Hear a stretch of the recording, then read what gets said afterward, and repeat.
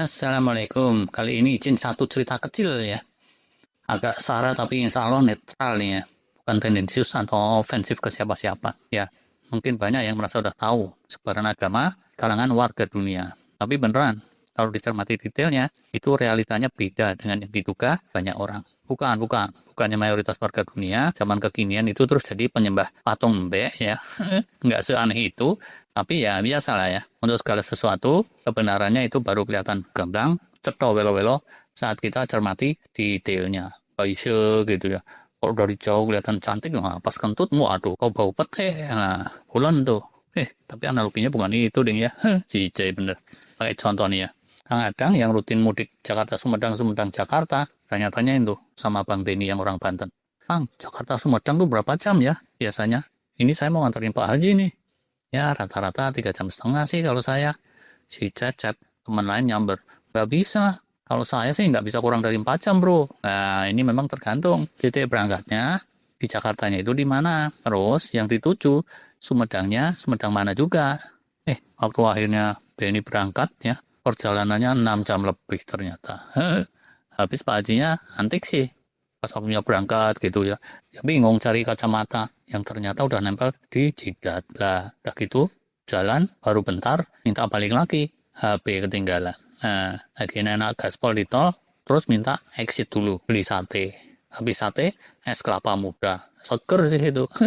Begitu nyampe Bandung, ngajak cari oleh-oleh pula. Ya udah, jadi lama kan dia kalau kayak gitu. Udah gitu, begitu sampai Sumedang, dia bilang, mending ini kita jalan lagi yuk Ben. Daripada di Sumedang, kayaknya lebih ramai dan lebih sejuk di Lembang tuh. Gubrak. Ceritanya agak kejauhan ya. Tapi soal agama warga dunia, itu juga bisa nggak sesederhana perjalanan Jakarta-Sumedang.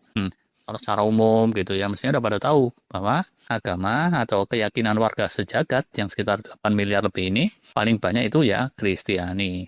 Dia itu bisa 30 sekian persen tuh. Taruh 27 miliar kayak gitu ya. Lengkapnya nggak di chart ini nih. Nggak ada yang mengejutkan sih kalau chart ini. Cuman nih yang umat Kristiani mungkin banyak yang mikir-mikir juga. Karena kalau dicermati detailnya ya, Kristiani itu beda-beda. Yang Katolik sama Protestan sama yang lain. Mereka nggak merasa seagama loh. Gerejanya beda, ulamanya beda, ibadahnya beda, tapnya aja juga beda. Nah, tapi kalau disuguhi sate yang maknyus tadi, ya sama-sama seneng sih biasanya. Walah, kok agama belok ke sate, jauh bener. Yang paling banyak itu ya di antara Kristiani, Katolik, sekitar separuhnya. Terus banyak lagi itu yang Protestan gitu ya, yang sesisanya kecil-kecil macam-macam. Ada Ortodok, grup-grup yang independen dan seterusnya. Yang Kristiani udah pada tahu lah ya.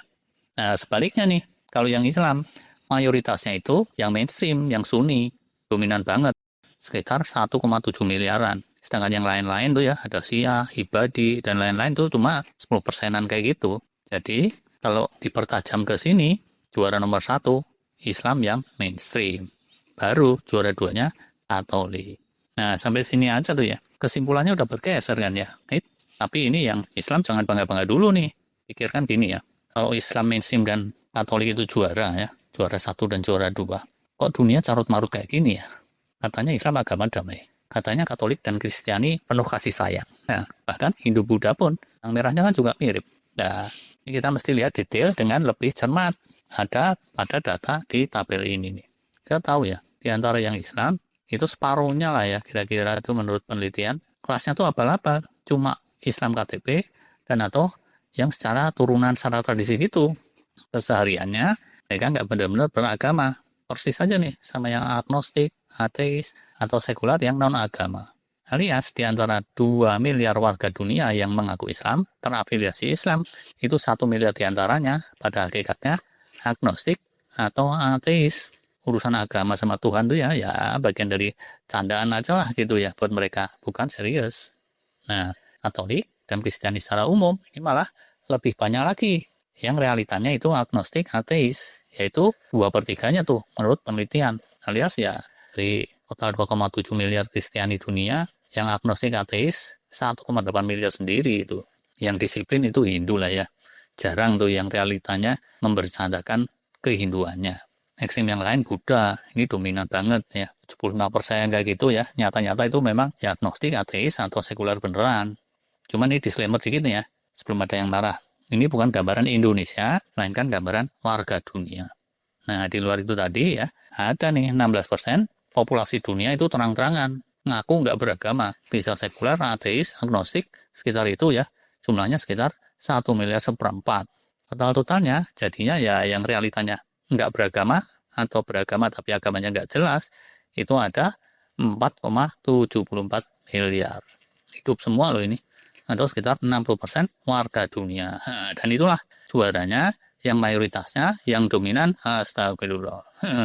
Kalau ngaku NU ternyata Muhammadiyah itu masih bersaudara ya. Tapi kalau 60%-nya kayak gini, waduh, kita jadi nggak usah heran nih. Kenapa dunia ya jadi seperti sekarang ini. Jangan-jangan ya, udah tahun 2026, diem-diem masih banyak juga tuh yang menyembah pada patung beneran. Walau-walau. Gimana nih menurut pendapat penonton sekalian? Kalau ada koreksi, masukan, silakan aja lah ya, komen. Oke lah, hidup adalah pilihan ya. Kalau yang pengen lurus, bisa ngikutin jalan yang lurus. Kalau yang mau bebas merdeka, ya nanti ada konsekuensinya. Tapi kurangnya mohon maaf. Terima kasih sudah nonton sampai sini. Wassalam.